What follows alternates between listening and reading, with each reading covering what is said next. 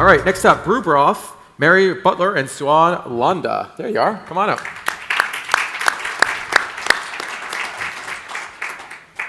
Good to see you. Nice to see you. Yep. Good to see you. All right, you got a timer over here, and you can use 1 minute for both. Okay, great. I'll just use this mic. Okay, testing. Great.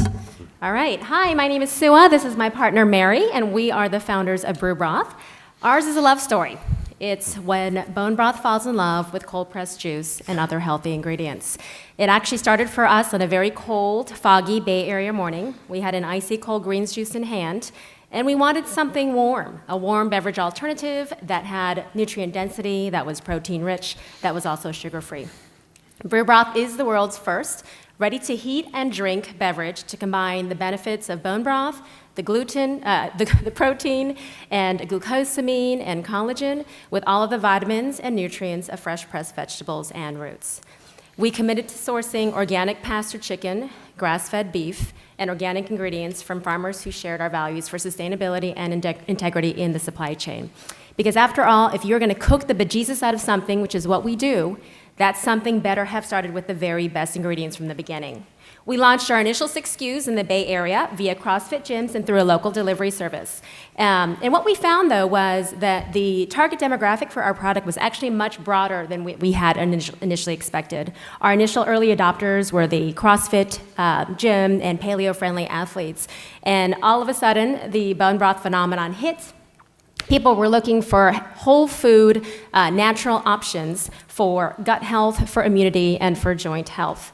We're really excited to be moving into a co-packing facility in January of 2016 to be able to support an aggressive Northern California rollout of Bru.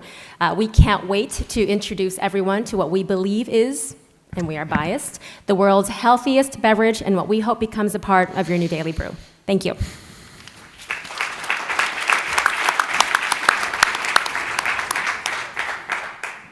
Cook the bejesus out of something. I like that phrase. I like that. I'm going to start using that.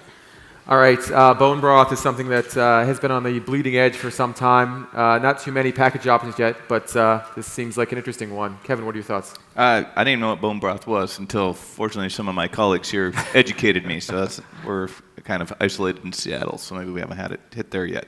So once I understood the concept of it, I found it pretty interesting. And I think that the one question in the RTD market is if you have to heat something before it tastes good or before the way it's ready to consume, is that too much activity for a person to just, because most RTDs just pull it and drink?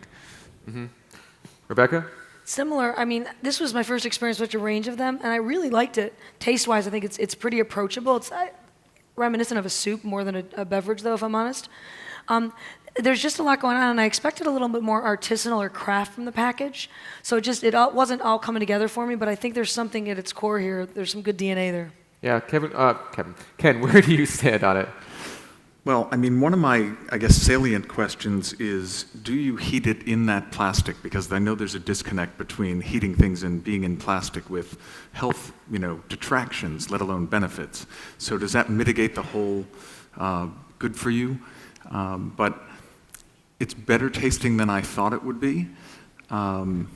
Still, I mean, it's not for me, but, we're trying to judge for... Do you think it has potential on the market? I don't know. Okay. Fred, pretty powerful lineup of beverages that they have right there. What do you think of the branding and marketing?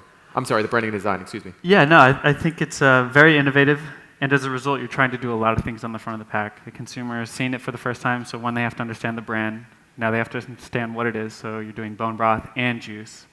Then you have a message of functionality built in. Each one has a different function, and then you're layering on top serving suggestions, so pour and heat. So that's essentially 5 different things you're trying to do on a front panel. I think they need to be a little more concise. Mm-hmm.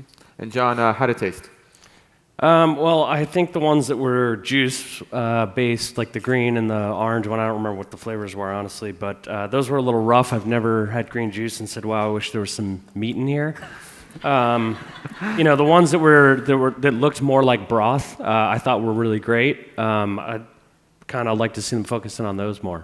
Okay. All right, next up.